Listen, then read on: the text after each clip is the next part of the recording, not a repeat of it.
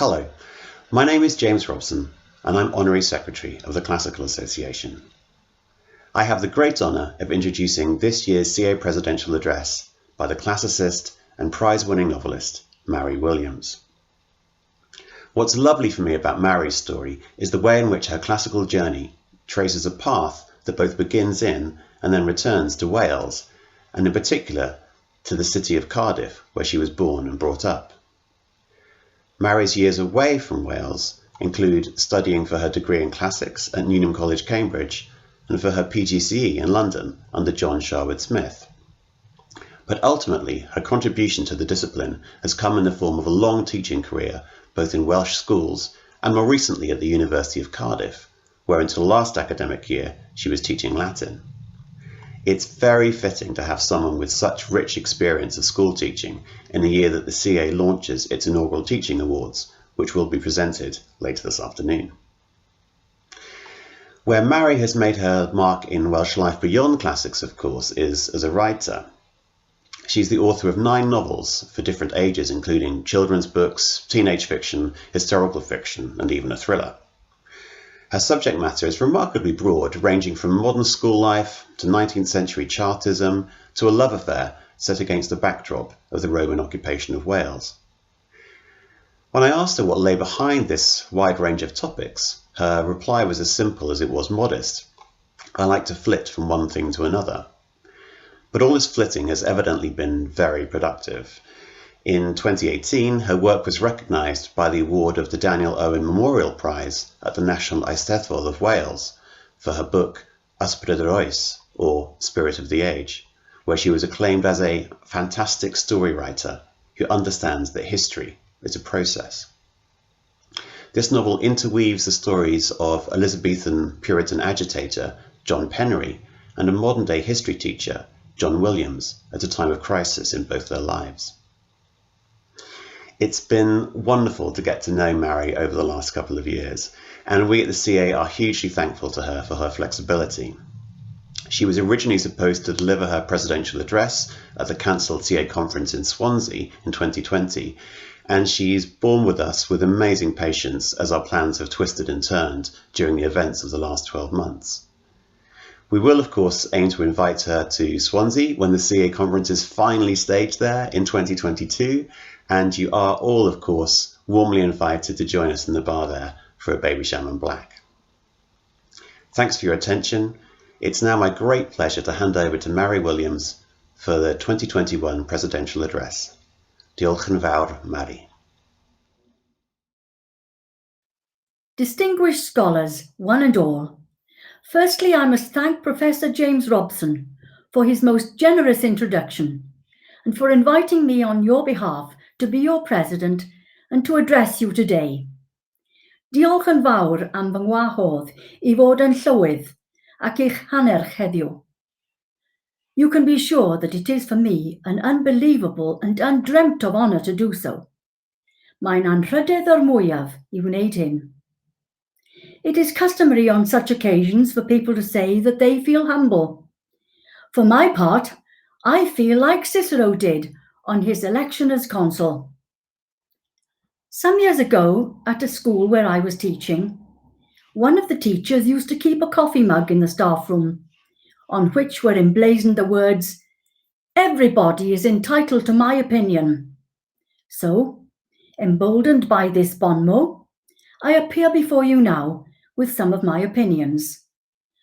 With apologies to Plato, who, as you know, was dismissive of opinion, sensible objects being not as they seem, nor mental notions except of those who have reached the heights of dialectic, I venture to put forward a few ideas which I have condensed over a lifetime and in the aftermath of the year that has just gone by.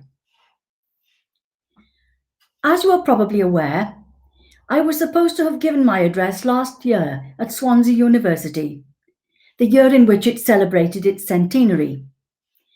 It would have been a particular source of happiness for me to give it at that venue, and I should like to begin what I have to say by recounting a little about the study of classics in Wales from the middle of the last century to where we are today. Then I hope to broaden my scope with one thing leading to another. At the time of its foundation in 1920, Swansea was the fourth college of the University of Wales.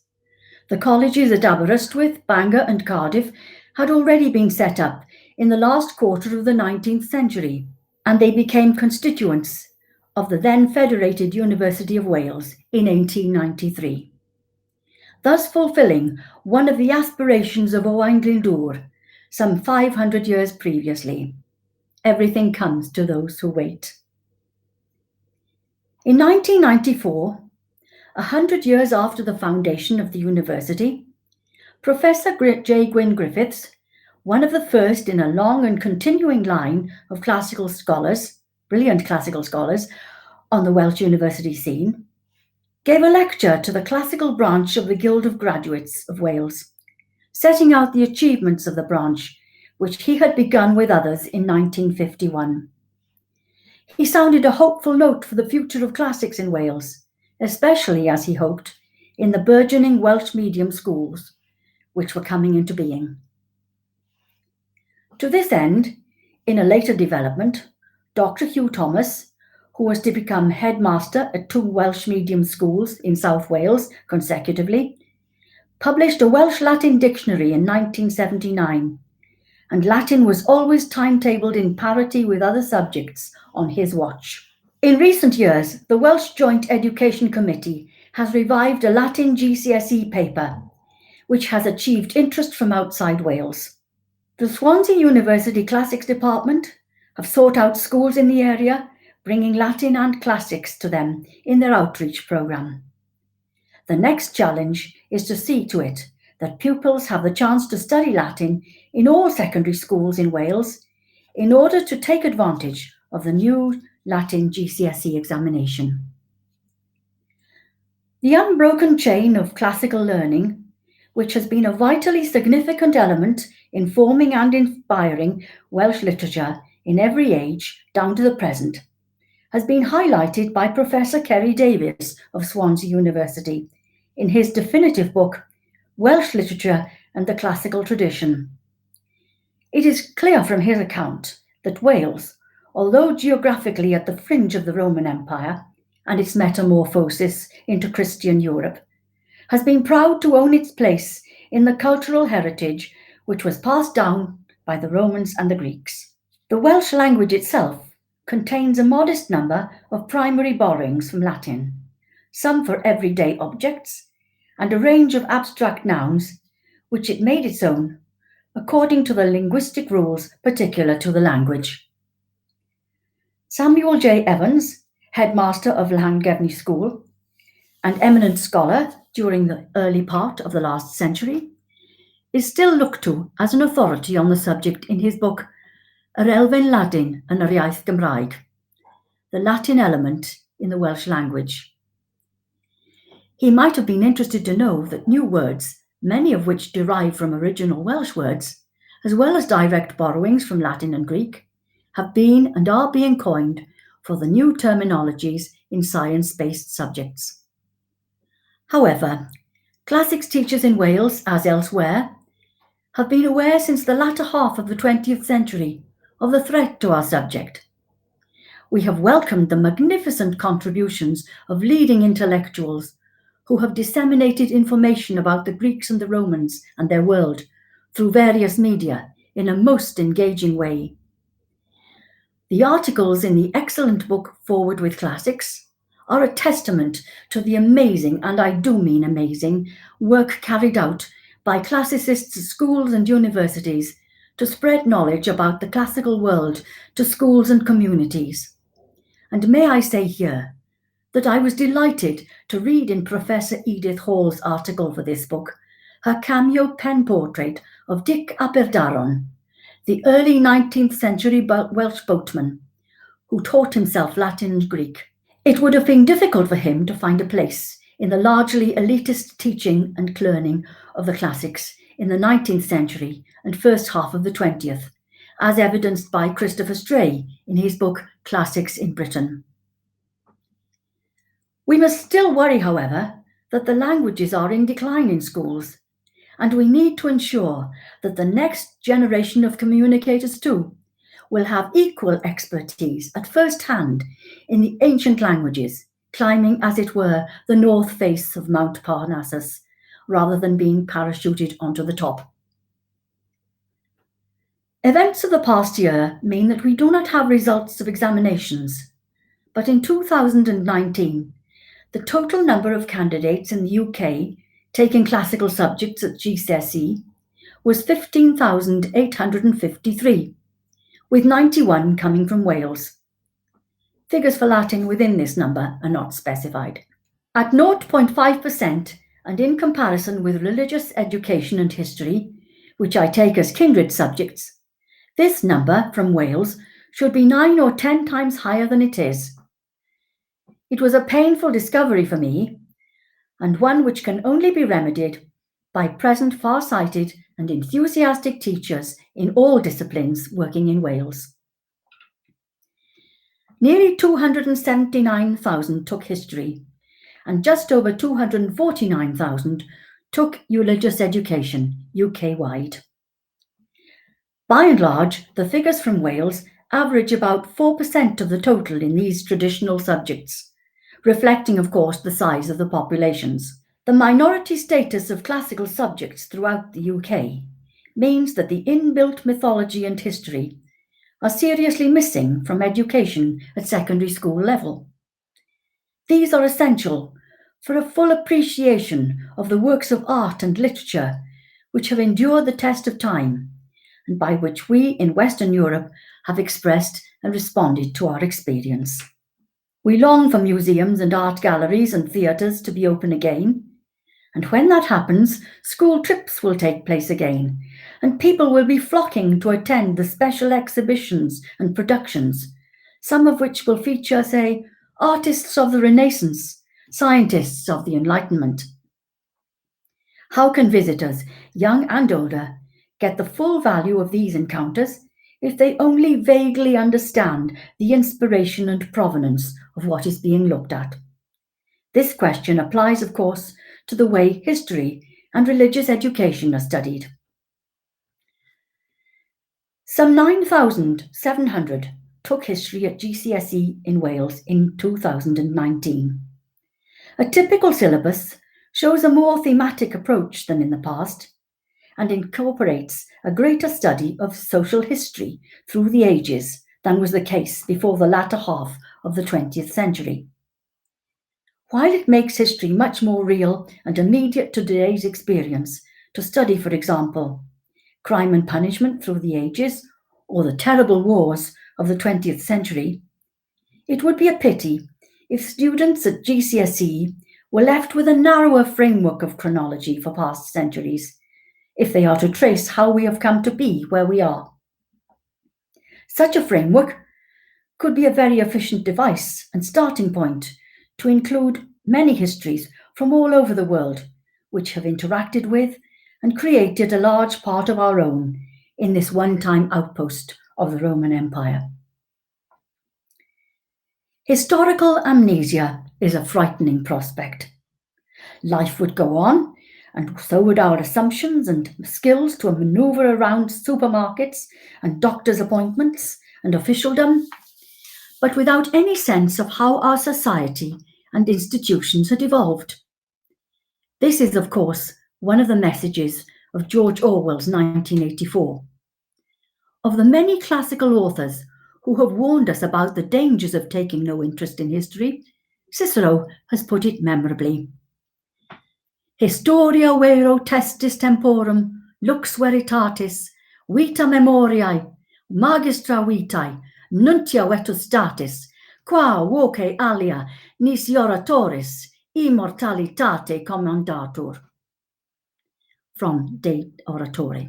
Religious education is still compulsory in state schools, and the widespread decision to teach the subject in part from a philosophical stance, beginning in the primary schools, showed real insight into dealing with the needs of contemporary society. It stretches the pupils' minds and encourages individuals to join in class discussions. Likewise, the narrative treatment of information about beliefs, customs, and rituals of different religions leads to an understanding which is dealt with in more depth at GCSE, for which there are numbers comparable with history in the UK as a whole. Looking at one recent survey carried out by Estyn, the Welsh Inspectorate for Schools, in 47 junior schools in South Wales, one element which seems to be less in evidence than in the past is that of the stories, myths, and legends, if you will, of both the Old and the New Testaments, which would appear to be relevant to people living in the West, as they are part of its formative intellectual processes. One can draw as good a moral lesson from the story of Moses and the Exodus as one can from presenting a theoretical situation about flight from oppression and slavery, while proving at the same time that they are an age-old problem. By the same token, in a classics context, the story of Aeneas' flight from Troy, with young and old depending upon him, as shown so poignantly by Bernini's statue in the Galleria Borghese in Rome, would fulfill the same purpose.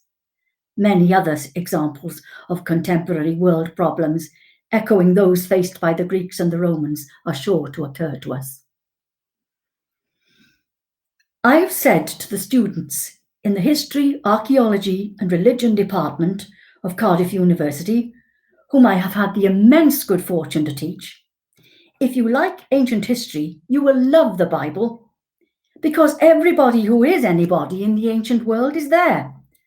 The Egyptians, the Assyrians, the Babylonians, the Hittites, the Romans.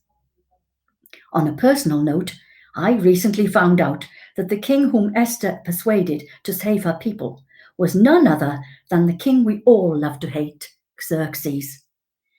I can never think of him in any other way than the one in which he was portrayed in the film The 300, any more than I can imagine Achilles as any other than Brad Pitt in Troy.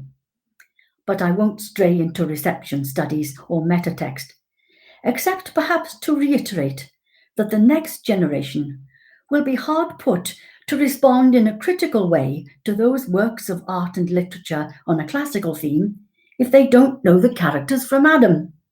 Adam who, they may ask, but perhaps that is to put an over-pessimistic construction on it. A large part of the fascination of studying aspects of ancient history is to think ourselves into the minds of those who lived then. For our part, we classicists talk about them every day as if we knew them, just as in society in general, we still use in conversation the very words they spoke. It is possible to bridge huge culture gaps. One only has to teach a drama of Euripides for his treatment of the emotions, or Aristophanes for his political satire, to see immediate recognition. There is a lesson in that for today. The subject which may be said to be making progress in the schools of Wales, both in Welsh medium and English medium ones, and which I should like to say a little about, is Welsh, where efforts to restore cultural memory have shown success. With good fortune, it will be maintained in the world outside the classroom. I hope I am not incurring the jealousy of any gods by my cautious confidence in the future here. The recovery of the language through teaching in schools is becoming a reality. Welsh medium secondary schools, building on primary school provision, have opened in the most populous southeastern areas of the country during the last couple of decades, and demand exceeds supply. Janet Davis, a graduate of Swansea and of Aberystwyth University, has documented this trend in her recent book, The Welsh Language, A History. The Welsh Government's target is for 1 million Welsh speakers by 2050, and Welsh is now a compulsory subject in state schools up to the age of 16. In 2019, nearly 25,000 candidates took Welsh either as first or second language at GCSE. Amid these figures, it appears that only 5 candidates from the whole of England took Welsh in their GCSE portfolio. I do not have the figures for Scotland or Northern Ireland. Looking at this as objectively as I can, it is not only disappointing but remarkable that there are so few who took the opportunity. Wales is one of England's nearest neighbours. The border is permeable, and Wales enjoys receiving holidaymakers from England, perhaps soon to be coming in greater numbers than before. Many have made their homes here and have learned to speak Welsh after their arrival. Moreover, the Welsh language and the record of human experience in one small corner of the globe, which the language enshrines, has a great deal to offer. The more that is known and taught about the layers of settlers, the better and richer it will be for all of us in the UK.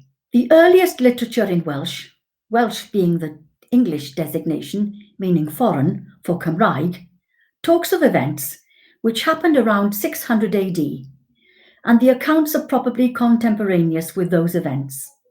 The writer was probably present, even though the earliest manuscripts date from the 13th century, their disappearance from the intervening centuries being due probably to the predations of the Vikings, as has been suggested by Sir Thomas Parry, one of the most distinguished scholars of the last century.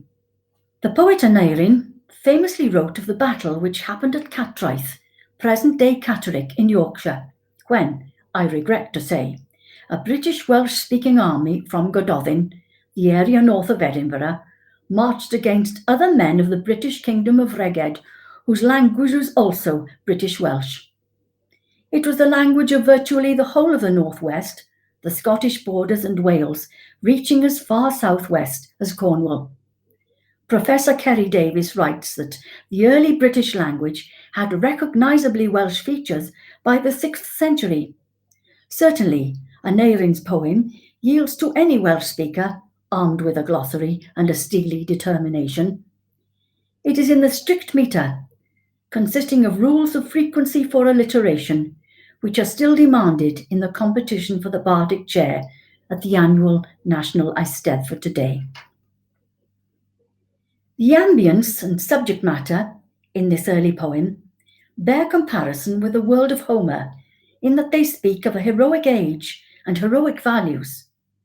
This is brought out clearly in the renowned Scots Celtic scholar Kenneth Jackson's book, Gododin, curiously subtitled The Earliest Scottish Poem, but presumably because the events took place in present-day Scotland. During the centuries which followed, Homeric practice continued with the custom, not to say socio-political necessity, of bards visiting the abodes of the princes of Wales as praise singers and lament singers. After the age of the princes, poetry, and subsequently prose writing in Welsh has continued without a break. This somewhat Herodotean digression leads me to speak of my own prose work, Ysbryd yr Oes, Spirit of the Age, a novel which I wrote for the National Eisteddfod in Cardiff in 2018, and in which I tried to address some of the themes mentioned above regarding the relationship between modernity and the past.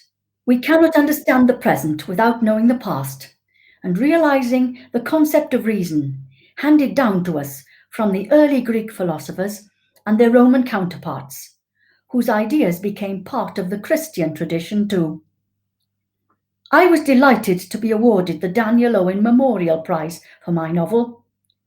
Daniel Owen was a novelist from Flintshire in the 19th century who wrote in the same genre as Charles Dickens.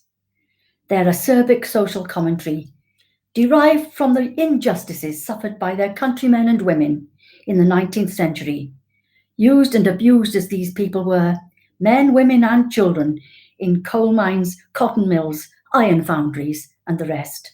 In keeping with the spirit of Daniel Owen, I chose to write about a historical character who lived in 16th century England, who suffered injustice at the hands of the state.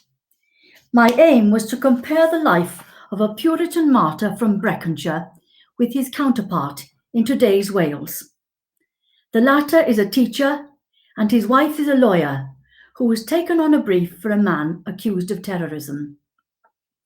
The Puritan in question, John Penry, was a subject of Elizabeth I, and therefore not a Puritan in Oliver Cromwell's mode. A graduate of Cambridge and Oxford, he became a reformer of the reformers.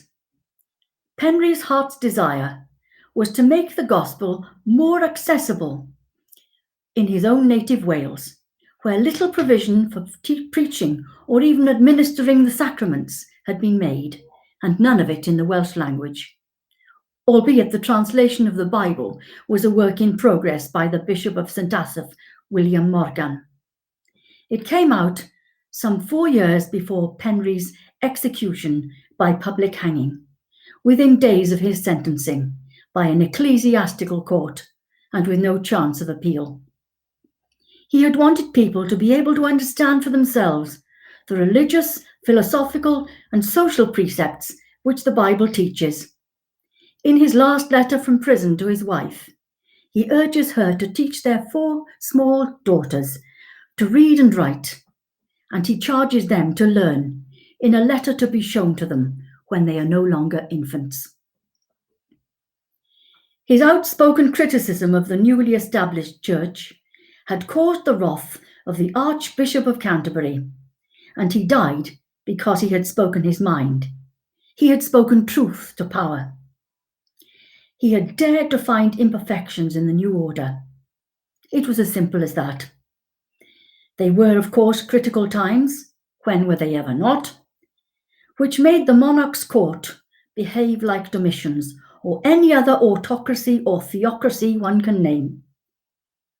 Penry's nonconformity was mistaken for treason. The ingrained will to power, the will to force others to believe exactly the same things as oneself, for no good reason, was Penry's slayer.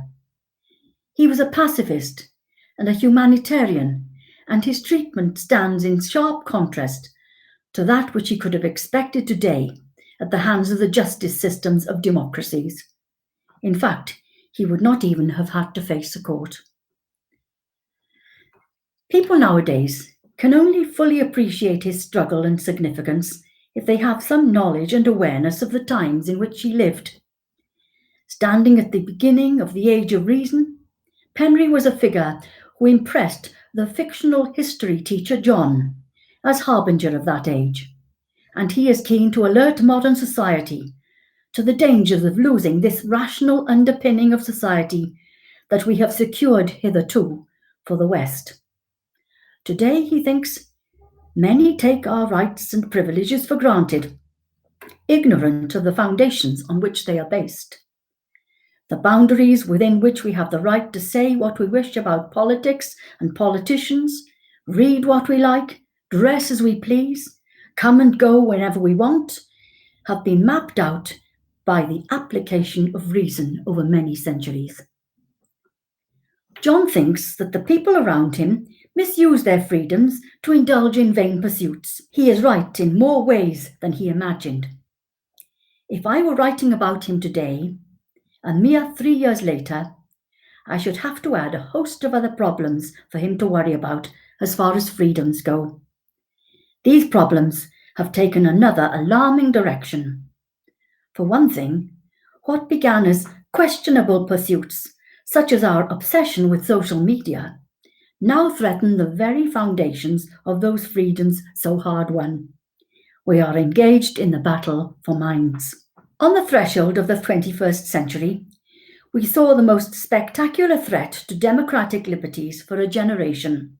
It was the doctrinaire ideologies whose weapon is terrorism. Alongside the existential danger to life itself from this source, we have had to adapt the ways in which we lead our daily lives, with checks on entries to public venues and travel.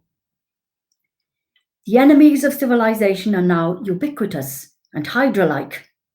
The signs are well underway of what R.G. Collingwood, philosopher and Roman historian, writing his essay on metaphysics in the middle of the last century, would have seen as the forces of irrationalism rising again.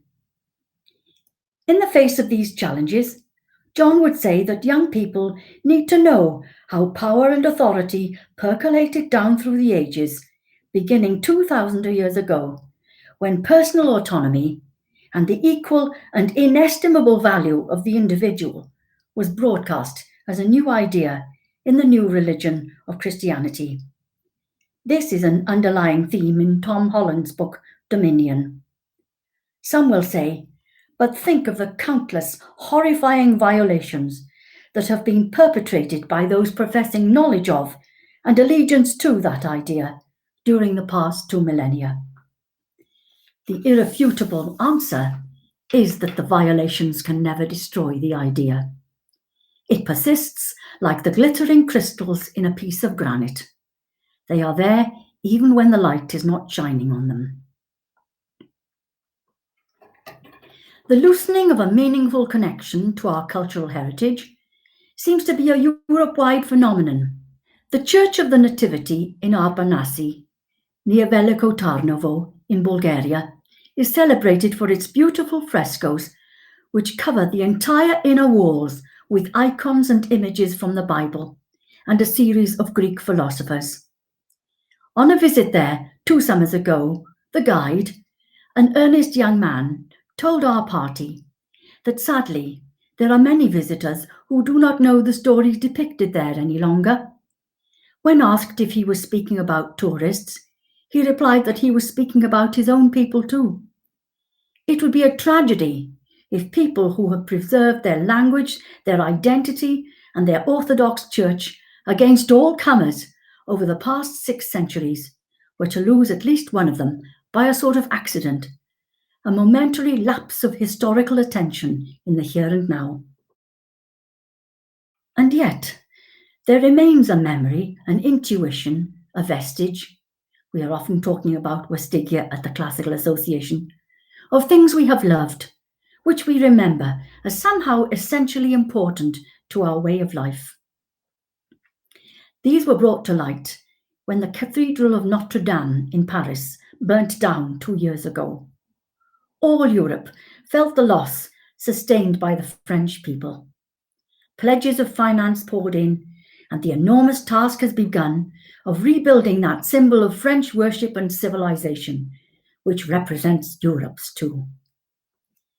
On a smaller scale, an image which caught my eye at the National Eisteddfod art exhibition in Llanrwst in 2019 was that of a photograph by Barry Everly of the ruined interior of a once-loved chapel in Wales.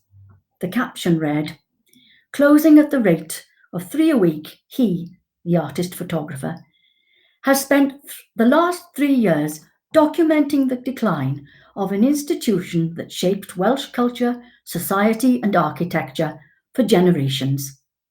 He does not want to wallow in their decay, but to preserve a spirit and memory that shines still ever so faintly." A more cheerful photograph next to it showed a chapel rebuilt and transformed into a place where people can live and be reminded by its modest architecture of what it once was and meant to former generations. It's time to ask, what of the future? Can we cling on to what was best in our past and make it into a new edifice which can house some of the old values and spirits for today and tomorrow? These febrile times, in every sense of the adjective, have damaged education in ways that are yet to be discovered. Children and young people, the embodiment of the future, are paying a price which defies assessment. If education is pared down to what is deemed necessary for survival alone in the present straits, the prospect for classics seems doubtful. Moreover, we are likely to be reminded that the learning of Latin was linked to empire building. However, it is a long time, I trust, since we taught Caesar with an implicit admiration for his military prowess, described in his exemplary prose style. He could nevertheless be included in a study of dictatorship in modern times. Homer has recently been the subject of criticism in the schools and colleges of some countries, where he has been given a place on a list of banned books on the grounds that his value system does not reflect that of our more enlightened times. He is an up-to-the-minute example of a victim of an age-old cultural practice by those who seek control. I once read episodes from Homer's Odyssey with a class of 12-year-olds. In answer to a homework question I set as to whether Homer's portrayal of Circe affects the way people think about women, one small boy wrote with commendable common sense, "No, because it's only a story." I once had the chance to teach parts of Virgil's Georgics as a set text, which would be particularly apt for today's learners with their interest in environmental issues. Inspired by his model Theocritus, he portrays peace-loving, ordinary people who mind their own farms and their own business and find fulfillment in contemplating nature. Lucretius would also make the perfect text for today's needs, with his remarkable closeness to an understanding of modern scientific discoveries, based on the inquiries of Democritus and his forebears, the pre-Socratic philosophers. If only these early Greek scientists and their Roman counterparts had the chance to be alive today. They certainly deserve to be, and it is sad to reflect that we will never know the latest answers to their inquiries, nor know how near they came to these answers. Virgil sums it up in his Georgics. Felix qui potuit rerum cognoscere causas, atque metus omnis et inexorabile fatum subiecit fedibus, strepitumque acherontis avari. Fortunatus et ille Deus qui novit agrestis, panaque silvanumque senem, nymphasque sorores.